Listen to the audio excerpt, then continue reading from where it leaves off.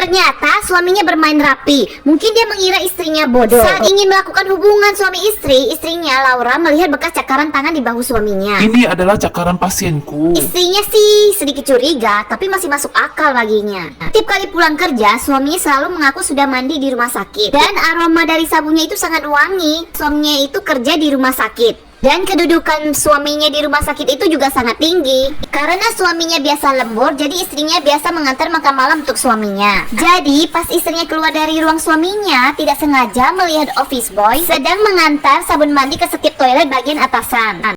Istrinya berhenti karena dia suka aroma wangi yang biasa menempel di tubuh suaminya saat pulang kerja. Diambil dari troli office boy itu dengan senyuman, dibuka tutup sabun lalu diciumnya. Ternyata selama ini dia membohongi istrinya.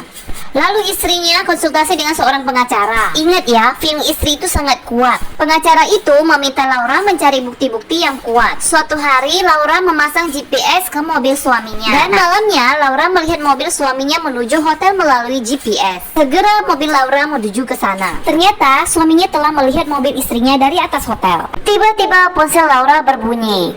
Sayang, aku sudah lapar. Oh iya, aku akan mengantar makanannya. Memiliki suami yang terlalu pintar juga kurang baik, pikir Laura. Akhirnya Laura tidak jadi menyelidiki suaminya.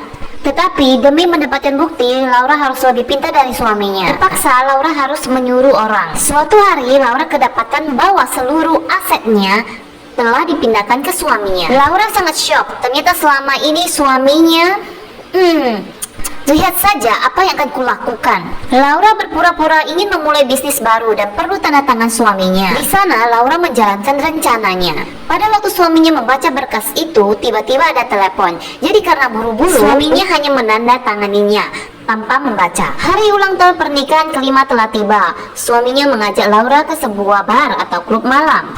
Ternyata suaminya sengaja mengajak Laura ke sana untuk menjebaknya. Suaminya menyuruh Laura minum banyak agar mabuk. Setelah dirasanya mabuk, seorang lelaki pesuruh suaminya datang. Sengaja foto bermesra-mesraan. Namun ternyata Laura tidak mabuk. Di saat itu Laura mengancam lelaki itu. Keesokan harinya ada acara di gudang mewah yang melibatkan para penulis ternama. Selingkuhan suaminya itu satu kantor dengan Laura. Bedanya Laura adalah penulis lama dan selingkuhannya itu adalah penulis baru. Di saat itu juga suami Laura datang, menunjukkan foto Laura berselingkuh ke media. Semua media shock, begitu juga dengan tamu dan fans Laura. Tiba-tiba muncul di layar besar perbincangan antara lelaki suruhan itu dengan suami dan selingkuhannya. Isi perbincangan itu adalah rencana menjebak Laura. Juga video ciuman antara suami dan selingkuhannya itu di suatu klub malam. Ya Tuhan, suaminya di sana benar-benar malu banget, shock dan tidak terduga, apalagi selingkuhannya itu. Semua orang dalam gedung itu sangat terkejut. Semua orang membicarakan mereka dalam gedung itu. Akhirnya suaminya masuk penjara karena kasus menjebak istrinya dan kasus menggelapkan uang Laura. Istrinya sendiri. Semua aset suaminya jatuh di tangan Laura.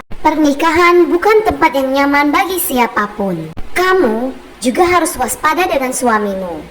Kamu harus mencintai dirimu sendiri. Nona Laura.